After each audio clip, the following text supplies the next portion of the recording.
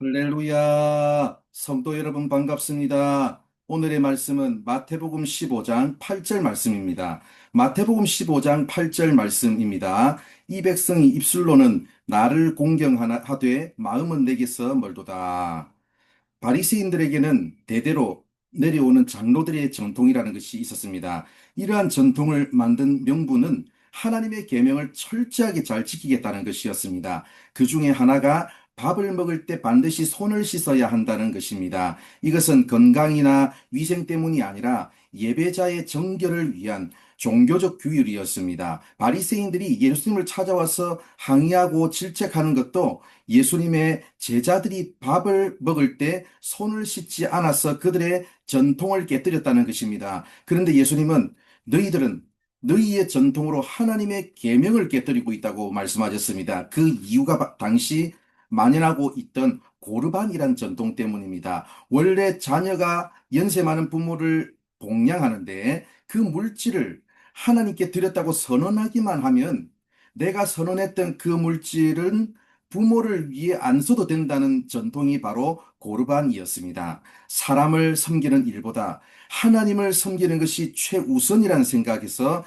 이런 전통이 만들어졌습니다. 그러나 이 전통은 하나님을 잘 섬기기 위한 수단으로 사용되지 않았습니다. 오히려 부모를 섬기지 않기 위한 수단으로 악용되고 말았습니다. 너희의 전통으로 하나님의 계명을 깨뜨리고 있다는 예수님의 지적은 바로 이런 이유 때문입니다. 오늘 우리가 읽은 말씀을 보면 이 백성이 입술로는 나를 공경하되 마음은 내게서 멀도다라고 그들의 문제를 지적하십니다. 입술의 문제가 아니라 마음의 문제요.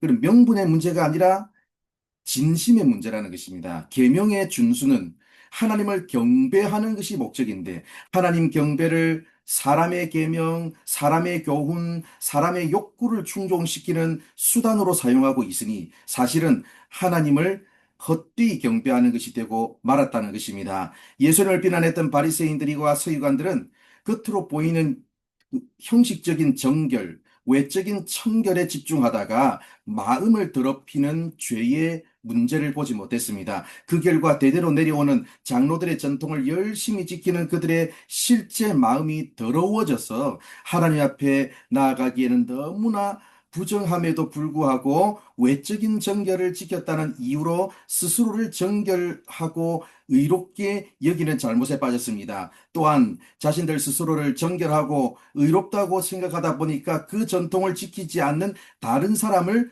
판단하게 되었습니다. 사랑하는 성도 여러분, 우리에게도 이런 모습은 없는지 돌아보는 시간이 되기를 바랍니다. 내가 겉으로 기도하고 있고 교회 봉사하고 있다는 것이 내 의가 되어서 때로는 남들보다 더 신앙적인 지식이 있고 더 어떤 레벨에 도달했다는 것이 내 의가 되어서 내 기준으로 교회 공동체를 나누고 나와 생각이 다른 사람을 배제하는 도구로 활용하고 있지는 않습니까? 오늘 이 시간 내가 쌓아왔던 나만의 의를 내려놓고 하나님 앞에서 겸손한 마음으로 성도를 사랑하고 품어주며 교회를 하나 되게 만드는 일에 헌신하는 삶을 살아가는 우리 모두가 되기를 바랍니다. 기도하겠습니다. 하나님 감사합니다. 오늘도 이렇게 우리를 사랑해 주셔서 말씀해 주셔서 감사합니다. 나의 의, 나의 자랑, 나의 교만을 내려놓고 아버지 하나님, 하나님을 전심으로 잘 섬길 수 있는